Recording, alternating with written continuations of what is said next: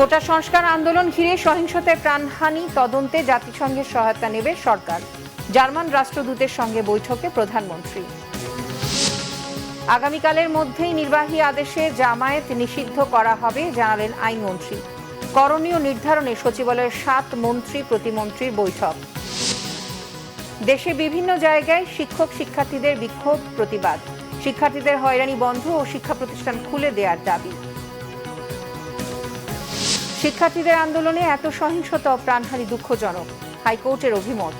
আটক শিক্ষার্থীদের মুক্তি চেয়ে সংক্ষুব্ধ নাগরিক সমাজের আলটিমেটাম। দেখছিলেন সংবাদ শিরোনাম, এবারে বিস্তারিত। কোটা সংস্কার আন্দোলন ঘিরে সহিংসতায় প্রাণহানির ঘটনার সুষ্ঠু ও মানসম্মত তদন্তে জাতিসংঘের সহায়তা নেবে সরকার। এ বিষয়ে বিদেশি কারিগরি সহায়তাও নেবে বিচার বিভাগীয় তদন্ত কমিশন। ঢাকায় নিযুক্ত জার্মানির রাষ্ট্রদূত আখিম ট্রস্টারের সঙ্গে গণভবনে সৌজন্য সাক্ষাতের সময় প্রধানমন্ত্রী এসব কথা বলেন। পরে প্রধানমন্ত্রীর প্রেস সচিব নাইমুল ইসলাম খান জানান, এরই মধ্যে সাম্প্রতিক সহিংসতায় প্রাণহানির ঘটনা তদন্তে গঠিত বিচার বিভাগীয় তদন্ত কমিশনকে সহায়তার জন্য জাতিসংঘ আগ্রহ প্রকাশ করেছে। বাংলাদেশও এ ব্যাপারে উৎসাহ দেখিয়েছে। জার্মান রাষ্ট্রদূতকে উদ্ধৃত করে প্রেস সচিব বলেন, জার্মানিও দৃঢ় আশাবাদী যে ঘটনার স্বাধীন তদন্ত হবে। যারা দুর্বৃত্ত তারা চিহ্নিত হবে, বিচার হবে। যারা ধর্মীয় উগ্রবাদের সহযোগী তাদের ব্যাপারে জার্মানির কোনো সহানুভূতি নেই। জার্মানি বাংলাদেশের পাশে থাকবে বলেও জানান দেশটির রাষ্ট্রদূত। আইনমন্ত্রী আনিসুল হক জানিয়েছেন, আগামীকালের মধ্যে নির্বাহী আদেশে নিষিদ্ধ করা হচ্ছে জামায়াত ইসলামী ও ছাত্র শিবির। দুপুরে সচিবালয়ে সাংবাদিকদের এই তথ্য জানান আইনমন্ত্রী।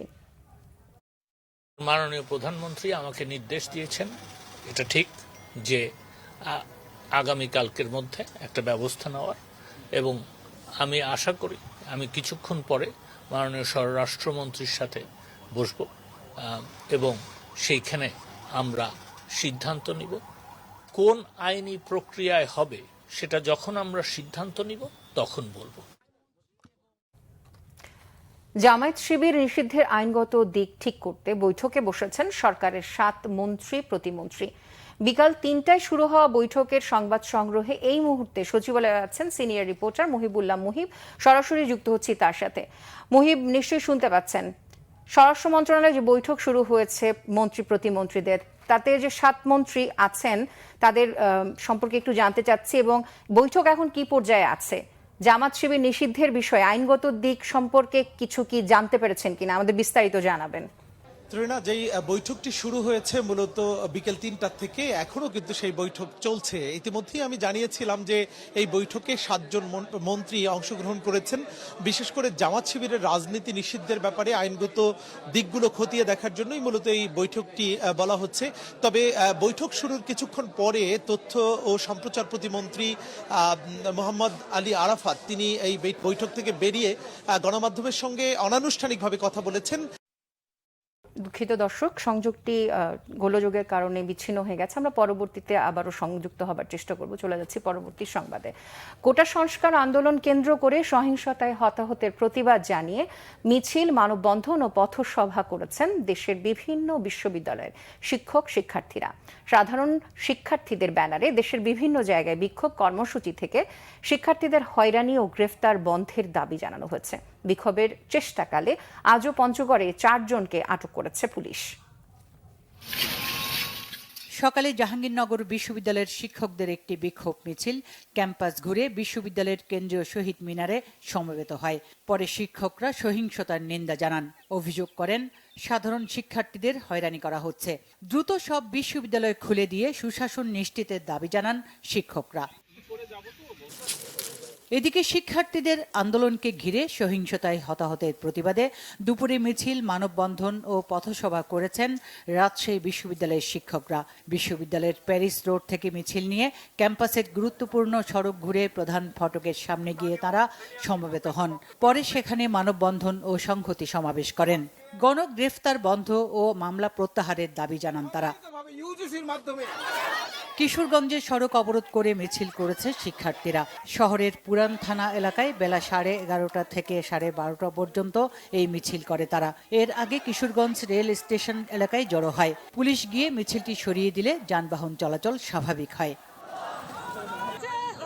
এদিকে কোটা সংস্কার আন্দোলনকে ঘিরে সহিংসতায় হতাহতের বিচার দাবিতে টাঙ্গাইলে শহরের রেজিস্ট্রিপাড়া এলাকায় শাহীন স্কুলের সামনে থেকে শিক্ষার্থীরা মিছিল বের করে। মিছিলটি বিন্দুবাসিনী বালিকা উচ্চ বিদ্যালয়ের সামনে গেলে শিক্ষার্থীদের ছত্রভঙ্গ করে দেয় পুলিশ। হবিগঞ্জে বিক্ষোভ কর্মসূচি পালন করেছে বিভিন্ন শিক্ষা প্রতিষ্ঠানের শিক্ষার্থীরা। শহরের বসন্ত কুমারী গোপালচন্দ্র সরকারি বালিকা উচ্চ বিদ্যালয়ের সামনে এই কর্মসূচিতে শিক্ষার্থীদের উপর গুলির প্রতিবাদ ও বিচার দাবি করা হয়। Bangla vision news desk. শিক্ষার্থীদের আন্দোলনে এত সহিংসতা ও মৃত্যু খুবই দুঃখজনক বলে মন্তব্য করেছে হাইকোর্ট। বৈষম্য বিরোধী ছাত্র আন্দোলনে 6 সমন্বয়কারীর মুক্তি এবং আন্দোলনকারীদের উপর গুলি না চালানোর নির্দেশনা চেয়ে উচ্চ আদালতে রিট করেন 2 আইনজীবী, বিচারপতি মোস্তফা জামান ইসলাম ও বিচারপতি SM মাসুদ হোসাইন। দোলনের হাইকোর্ট বেঞ্চে মঙ্গলবার দ্বিতীয় দিনের শুনানি হয়। শুনানিতে রিটের পক্ষের আইনজীবীরা বলেন, সমন্বয়কদের আটক রাখা বেআইনি। পুলিশ যখন তখন যে কাউকে গুলি করতে পারে না। অবশ্য রাষ্ট্রপক্ষ থেকে আদালতে জানানো হয়, এত মৃত্যুর জন্য তৃতীয় পক্ষ দায়ী, আর নিরাপত্তার জন্যই সমন্বয়কদের ডিবিতে নেওয়া হয়েছে। 2 ঘন্টার বেশি সময় ধরে চলা শুনানিতে দুপক্ষের মধ্যে তর্ক বিতর্ক, এমনকি হট্টগোলও হয়। ডিবির হারুন আর রশিদের কথিত ভাতের হোটেল নিয়ে আদালতের মনোভাবের ব্যাপারে জানতে চাইলে কোনো মন্তব্য করতে চাননি রাষ্ট্রপক্ষের আইনজীবী।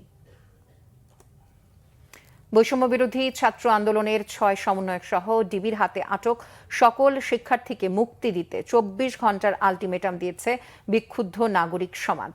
মঙ্গলবার সকালে ঢাকা রিপোর্টার্স ইউনিটিতে বিক্ষুব্ধ নাগরিক সমাজের ব্যানারে আয়োজিত সংবাদ সম্মেলনে এই দাবি করা হয়। এ সময় হত্যা, অবৈধ আটক ও নির্যাতনের বিচারের দাবি করেন নাগরিক সমাজের প্রতিনিধিরা। স্বাভাবিক ও স্বস্তির পরিবেশ নিশ্চিত করতে হবে। কারফিউ ও সেনা প্রত্যাহার করতে হবে। সাজোয়া যান সরিয়ে নিতে হবে। হেলিকপ্টারের পাহারা থামাতে হবে। ব্লক রেড, গণগ্রেফতার, ছাত্র অভিভাবক হয়রানি বন্ধ করতে হবে। আমরা স্বাধীন দেশে মুক্ত পরিবেশে বসবাস করব, কোনো বদ্ধ নিয়ন্ত্রিত আতঙ্কের পরিবেশে আর নয়। সরকার ভুলে গেছে, কর্তৃপক্ষ ভুলে গেছে যে মানুষের বাক স্বাধীনতা, মত প্রকাশের স্বাধীনতা, মানুষের অধিকার ভিত্তিক আন্দোলনের যে স্বাধীনতা, বৈষম্য বিরোধী আন্দোলনের যে স্বাধীনতা, সেটি সাংবিধানিক অধিকার, এটি কোনো অপরাধ নয়। এটা ভুলে গিয়ে এটাকে অপরাধ হিসেবে বিবেচনা করে রাজনৈতিক সুবিধা অর্জনের জন্যই হোক, যেই কারণেই হোক, প্রতিপক্ষকে ঘায়েল করার জন্যই হোক, যেই কারণেই হোক, তারা কিন্তু দমন নিপীড়নের পথ অনুসরণ করেছে।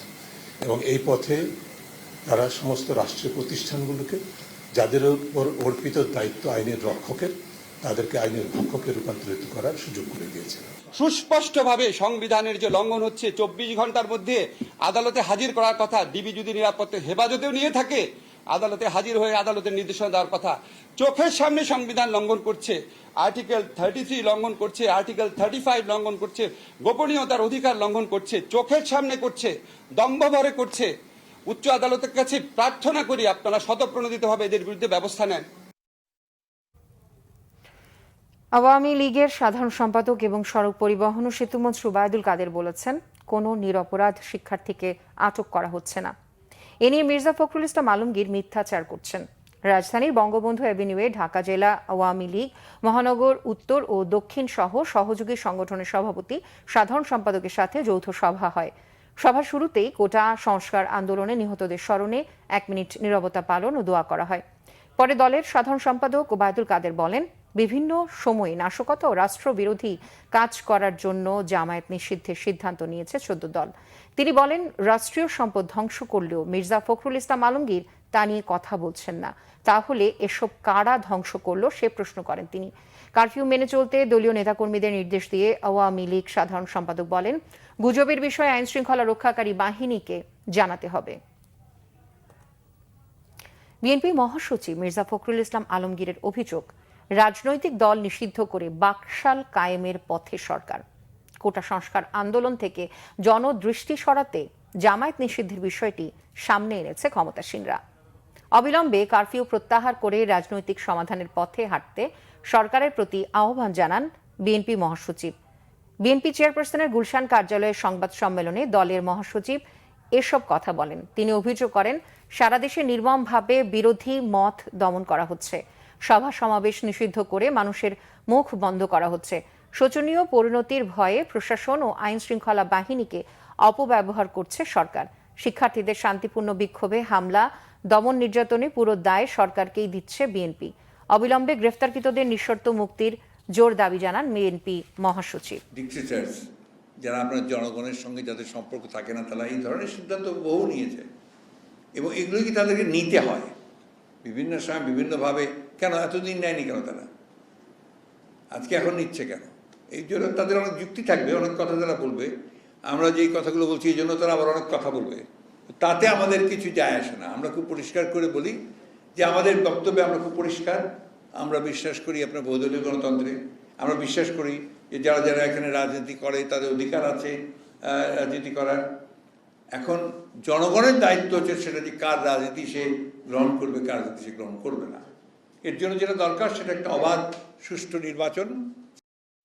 কোটা আন্দোলনে নিহতদের স্মরণে আজ শোক পালন করা হচ্ছে। মসজিদে মসজিদে দোয়া ও মন্দির, গির্জা সহ ধর্মীয় উপাসনালয়ে হয়েছে বিশেষ প্রার্থনা। এদিকে কারফিউ শিথিলে কর্মব্যস্ত রাজধানী। জনজীবন স্বাভাবিক হতে শুরু করায় অধিকাংশ সড়কে অফিসগামী মানুষের পাশাপাশি যানবাহনের সংখ্যাও বেড়েছে। সকালে রাজধানীর বিজয় সরণি, শ্যামলী সহ গুরুত্বপূর্ণ সড়কে যানবাহনের চাপ সামলাতে হয় ট্রাফিক পুলিশের। আজও সকাল 7টা থেকে সন্ধ্যা 6টা পর্যন্ত কারফিউ শিথিল ছিল। সেনাবাহিনী, বিজিবি ও আইন শৃঙ্খলা বাহিনীর সতর্ক অবস্থান পুরো রাজধানী জুড়েই। বেশিরভাগ গুরুত্বপূর্ণ স্থাপনার নিরাপত্তা নিশ্চিতেও কাজ করছে সেনাবাহিনী। এদিকে মন্ত্রিসভার সিদ্ধান্ত অনুযায়ী কোটা সংস্কার আন্দোলন ঘিরে সহিংসতায় নিহতদের স্মরণে সারা দেশে শোক পালন করা হচ্ছে। শোক পালনের অংশ হিসেবে কালো ব্যাজ ধারণ ও মসজিদগুলোতে দোয়া করা হয়। মন্দির, গির্জা, প্যাগোডাতে ছিল বিশেষ প্রার্থনা।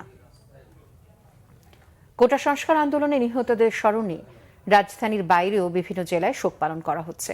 চট্টগ্রামে নগরীর টাইগার পাসে সিটি কর্পোরেশন কার্যালয়ে নিহতদের আত্মার মাগফিরাত কামনা করে বিশেষ মোনাজাত করা হয়। এ সময় সিটি কর্পোরেশন কাউন্সিলর সহ বিভিন্ন বিভাগের প্রধান উপস্থিত ছিলেন। সিলেটে সিটি কর্পোরেশনের আয়োজনে নগর ভবনে দোয়া মাহফিল হয়।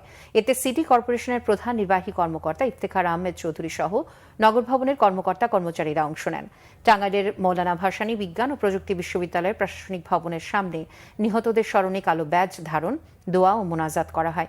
এ সময় বিশ্ববিদ্যালয়ের vice chancellor professor doctor Mohammad Farhad Hossain সহ শিক্ষক, কর্মকর্তা ও কর্মচারীরা উপস্থিত ছিলেন। দীর্ঘ সময় কারফিউ শিথিল থাকায় রাজধানীর বাইরেও বেশ স্বাভাবিক হয়ে এসেছে জনজীবন। সকাল 6টা থেকে রাত 10টা পর্যন্ত 15 ঘন্টা কারফিউ শিথিল করেছে রংপুর বিভাগীয় প্রশাসন। নগরের প্রতিটি মোড়ে টহল দিয়েছে সেনাবাহিনী। উত্তরের জেলাগুলোর সাথে সড়কে যানবাহন চলাচল স্বাভাবিক রয়েছে।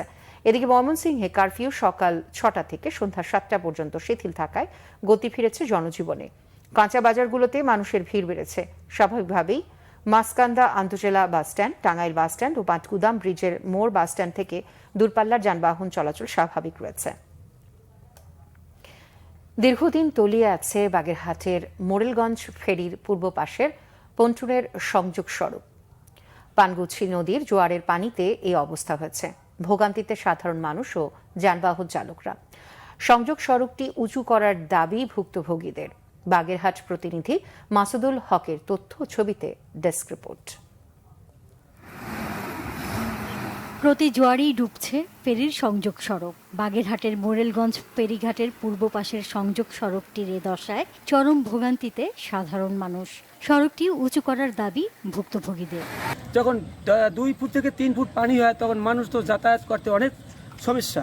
তারপরে ওর ভিতর থেকে মানুষ যাতায়াত করে, যা মা বোন সবাইরই আছে, চলতে ফিরতে সমস্যা। এটা কেউ গ্যারেজও দিচ্ছে না, যেহেতু গনে গনে পানিতে ডুবে যায়, গাড়িগুড়ি নিয়ে বহুত ঝামেলা। জরুরি মুহূর্তে আমাদের এই ঘাট উঁচু করার প্রয়োজন আছে। এটা কর্তৃপক্ষ যথাযথভাবে যদি এটা সমাধান করে দেয়, আমাদের যানবাহন চলাচলের জন্য এবং জনগণের জন্য খুব সুবিধা হবে। জোয়ারের পানিতে তলিয়ে যায় এবং রাস্তাঘাট তলায় যায়, আমাদের গাড়িগুড়ি উঠতে ফেরিতে সমস্যা হয়। সড়ক বিভাগ বলছে নদীতে সবসময় একই পরিমাণ পানি থাকে না। জোয়ার ও ভাটার কারিগরি বিষয় মাথায় রেখে সংযোগ সড়কের বিষয়ে সিদ্ধান্ত নেওয়া হবে। যদি ফেরিঘাট ওঠায় এবং নামায় সেক্ষেত্রে টেকনিক্যাল কোনো সুবিধা পাওয়া যাবে না, বরং ওঠানো নামানো করলে পরে এটা অসুবিধা হবে। গাড়ি ভাটার সময় গাড়ি উঠতে পারবে না, অনেক হাইটটা বেড়ে যাবে, সেক্ষেত্রে উঠতে পারবে না। আবার এই জোয়ারের সময় কিছু সময় ডুবে থাকতেছে, ঠিক আছে, এটা হয়তো সাময়িকভাবে, হয়তো 1 সপ্তাহের ভিতরে এই প্রবলেমটা চলে যাবে আর কি, তখন আর এই প্রবলেম থাকবে না। এটা সাময়িক জোয়ারের পানির জন্য এটা হয়েছে আর কি। বর্ষা মৌসুমে মোরেলগঞ্জ ফেরি ব্যবহারকারীদের পড়তে হয় চরম ভোগান্তিতে। তা চলে 3 থেকে 5 মাস। দ্রুত এর অবসান চায় যাতায়াতকারীরা। Bangla vision news desk. দেশের বিভিন্ন জায়গার আরো কিছু খবর নিয়ে এবার একটি desk report.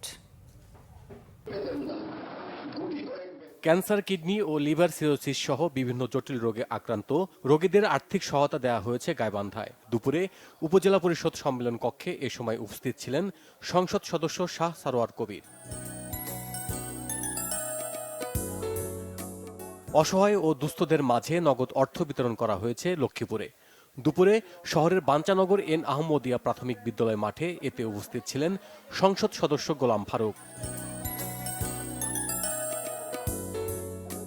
3 wheeler, garbage van, rickshaw van ও দুর্যোগ মোকাবেলায় কেনা নৌকার উদ্বোধন এবং ডাস্টবিন বিতরণ করা হয়েছে বান্দরবানে। শহরের পৌরসভায় এই আয়োজনে উপস্থিত ছিলেন পার্বত্য চট্টগ্রাম বিষয়ক মন্ত্রণালয়ের সংসদীয় স্থায়ী কমিটির সভাপতি বীর বাহাদুর উশেই সিং। রাজশাহীতে আশ্রয়ণ প্রকল্পের পাকা বাড়ি দেওয়ার পর এক ব্যক্তিকে দোকান উপহার দিয়েছে জেলা প্রশাসক। সকালে পারিলা ইউনিয়নের আশ্রয়ণ প্রকল্পের ফলক উন্মোচন ও দোয়া মাহফিলের মধ্য দিয়ে এই দোকান ঘরের উদ্বোধন করা হয়। জাতীয় মৎস্য সপ্তাহ উপলক্ষে মত বিনিময় সভা হয়েছে নাটোরে। সকালে জেলা প্রশাসকের সম্মেলন কক্ষে সবাই উপস্থিত ছিলেন জেলা প্রশাসক আবু নাছের ভূঁইয়া। মৎস্য সপ্তাহ উপলক্ষে মত বিনিময় সভা হয়েছে নড়াইলে। দুপুরে জেলা মৎস্য কর্মকর্তার সভাকক্ষে সবাই উপস্থিত ছিলেন জেলা মৎস্য কর্মকর্তা HM বদরুজ্জামান। বন্যায় ক্ষতিগ্রস্তদের মাঝে নগদ অর্থ ও স্বাস্থ্য সুরক্ষা সামগ্রী বিতরণ করা হয়েছে খাগড়াছড়ির দিঘিনালায়। দুপুরে ছোট মেরুং উচ্চ বিদ্যালয় মাঠে উপস্থিত ছিলেন দিঘিনালা উপজেলা নির্বাহী কর্মকর্তা মোহাম্মদ মামুনুর রশিদ। জয়পুরহাটের মেধাবী শিক্ষার্থী ও বেকার যুবকদের কর্মসংস্থান সৃষ্টির লক্ষ্যে বিনামূল্যে ফ্রিল্যান্সিং অ্যান্ড কম্পিউটার প্রশিক্ষণের ব্যবস্থা করেছে বিজিবি। এ উপলক্ষে নওগাঁর পত্নীতলার প্রশিক্ষণ সেন্টারের উদ্বোধন করেন BGB Rangpur region commander brigadier general Khandaker Shafiquzzaman PHC. বিশ্ব পরিবেশ দিবস উপলক্ষে বৃক্ষরোপণ কর্মসূচির উদ্বোধন হয়েছে মানিকগঞ্জে। সকালে আনসার বাহিনীর অফিস প্রাঙ্গণে এর উদ্বোধন করা হয়। এ সময় উপস্থিত ছিলেন আনসারের জেলা কমান্ড্যান্ট ASM শাকাত হোসেন। অগ্নি সন্ত্রাস ভাঙচুরের প্রতিবাদে মানববন্ধন হয়েছে ময়মনসিংহে। সকালে জেলা পরিষদের সামনে আইনজীবীরা এই কর্মসূচি পালন করেন। এতে বক্তব্য রাখেন জেলা আওয়ামী লীগের সভাপতি অ্যাডভোকেট মোয়াজ্জেম হোসেন। ব্রাহ্মণবাড়িয়ায় কুষ্ঠরোগ প্রতিরোধে সাংবাদিকদের কর্মশালা হয়েছে। সকালে স্থানীয় প্রেস ক্লাব মিলনায়তনে এর আয়োজন করা হয়। উপস্থিত ছিলেন সিভিল সার্জন কার্যালয়ের টেকনিক্যাল সাপোর্ট অফিসার জুয়েল খিয়াম। মন গড়া সংবাদ প্রকাশের অভিযোগ তুলে সাতক্ষীরায় সংবাদ সম্মেলন করেছে সদর সাব রেজিস্ট্রি অফিসের নকল নবিশ সমিতির সদস্যরা। দলিল লেখক সমিতির কার্যালয়ে এতে বক্তব্য রাখেন সাব রেজিস্ট্রি অফিসের নকল নবিশ সমিতির সভাপতি মোর্তাজা হাসান লিটু। বাগেরহাটের কচুয়ায় বার্ষিক যুব সমাবেশ হয়েছে।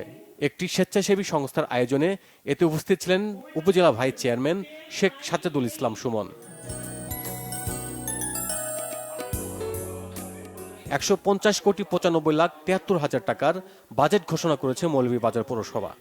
দুপুরে পৌরসভা মিলনায়তনে এ বাজেট ঘোষণা করেন পৌর mayor Mohammad Fazlur Rahman. Bangla vision news desk. সংবাদ শেষ করব শিরোনামগুলো আরেকবার জানিয়ে। কোটা সংস্কার আন্দোলন ঘিরে সহিংসতায় প্রাণহানি তদন্তে জাতিসংঘের সহায়তা নেবে সরকার। জার্মান রাষ্ট্রদূতের সঙ্গে বৈঠকে প্রধানমন্ত্রী।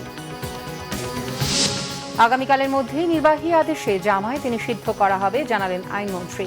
করণীয় নির্ধারণে সচিবালয়ের 7 মন্ত্রী প্রতিমন্ত্রীর বৈঠক। দেশের বিভিন্ন জায়গায় শিক্ষার্থীদের বিক্ষোভ প্রতিবাদ, শিক্ষার্থীদের হয়রানি বন্ধ ও শিক্ষা প্রতিষ্ঠান খুলে দেওয়ার দাবি।